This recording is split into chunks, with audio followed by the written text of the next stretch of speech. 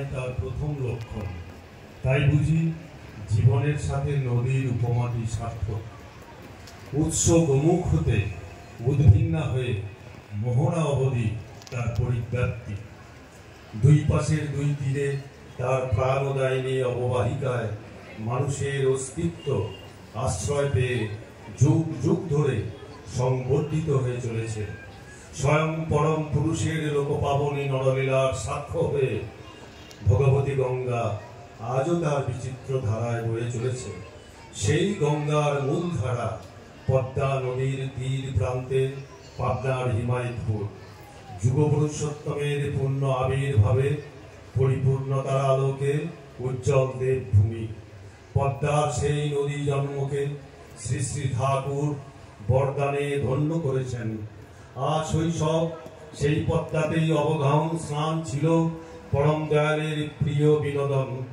কৈশোরে ছাত্রাবস্থায় যখন দিন কেটেছে কলকাতা নগরীর নানা উপকণ্ঠে, তখন গঙ্গার তীরে বসে পদ্মার সেই সুখস্মৃতি হয়তো তাকে উদ্বেগ করে তুলেছে বারবার।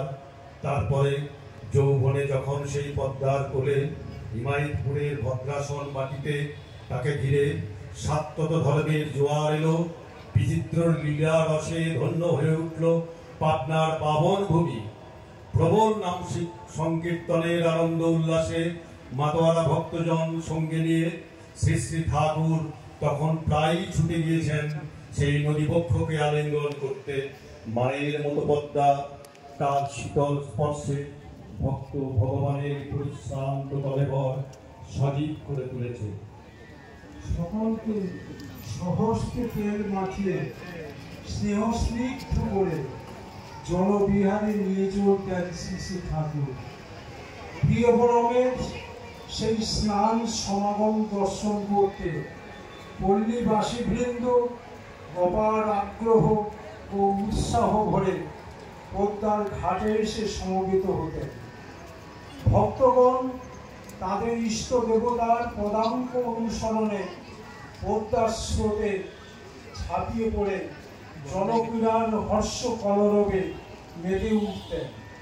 কেউ লাফিয়ে উঠে কারো গলা জড়িয়ে ধরছেন, কেউ বা ডুব সাঁতারে অদৃশ্য হয়ে জড়িয়ে ধরছেন কারো পা।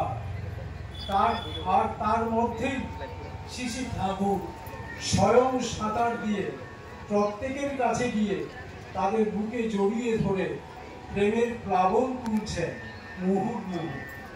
অঞ্জলি ভরে জল নিয়ে সকলের পানে ছিটিয়ে দিয়ে আনন্দের ঢেউ তুলছেন।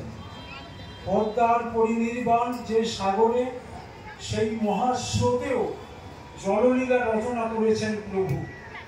পুরী অবস্থানকালে কতবার শ্রী শ্রী ঠাকুর পার্শ্বদ পরিবৃত হয়ে সমুদ্র স্নানে অভিগমন করেছেন। সেই অনির্বচনীয় মহানন্দ মহোৎসবের দৃশ্যে পরিপ্লাবিত হয়েছে লোক দৃষ্টি। ভক্ত সমাহারে সমুদ্র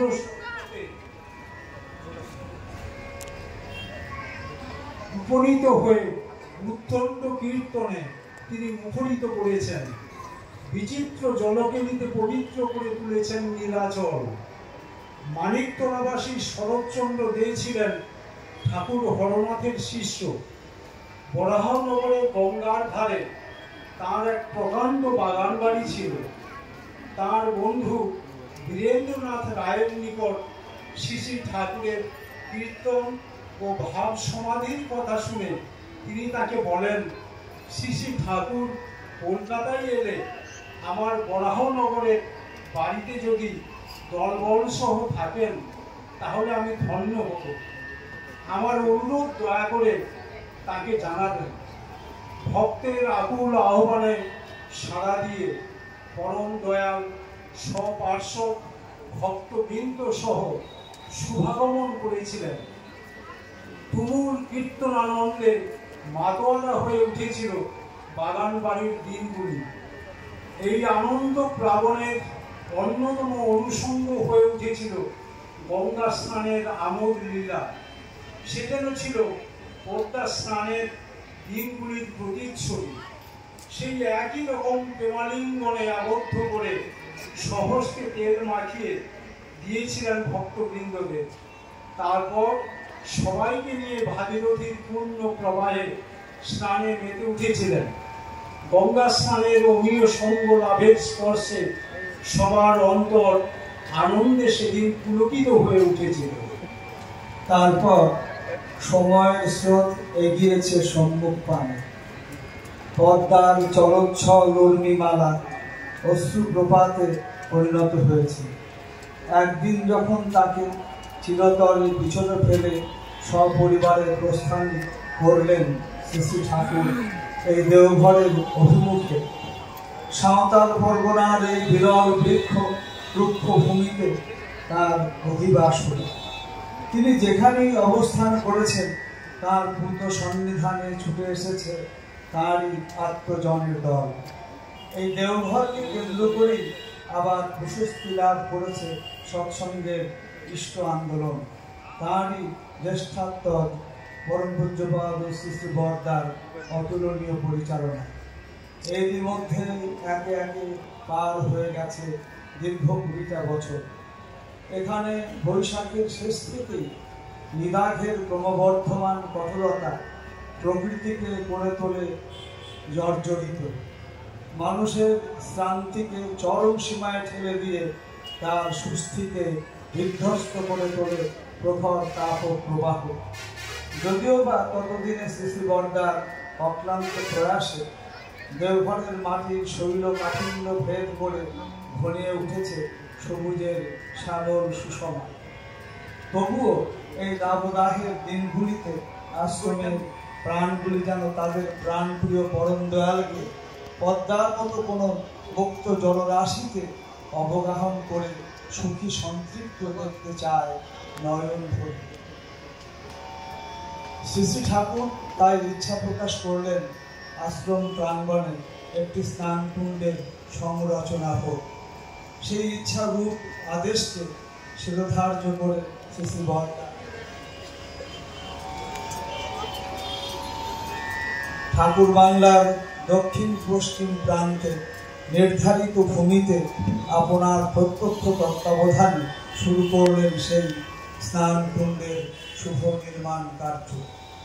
জ্যৈষ্ঠের শুরুতেই পুণ্য পুষ্করিণী সেজে উঠল তরণ পাবন দয়াল ঠাকুরের শ্রীচরণ পরশে আকুল আগ্রহ। অবশেষে 27শে মে 1966 সালের সেই বহু প্রতীক্ষিত দিনটি উপস্থিত হল। দাহন বেলার পরন্ত বিকেলে শ্রী শ্রী বড়মাকে সাথে নিয়ে চলিতে সমাসীন হয়ে শ্রী ঠাকুর চললেন নবনির্মিত এই সুইমিং পুলের উদ্দেশ্যে। পরমারাধ্য ইষ্ট দেবতাকে অনুসরণ করল ভক্ত অনুরাগীগণের উচ্ছ্বসিত সমাবেশ। ঠাকুর চলেছেন স্নান বিহারে।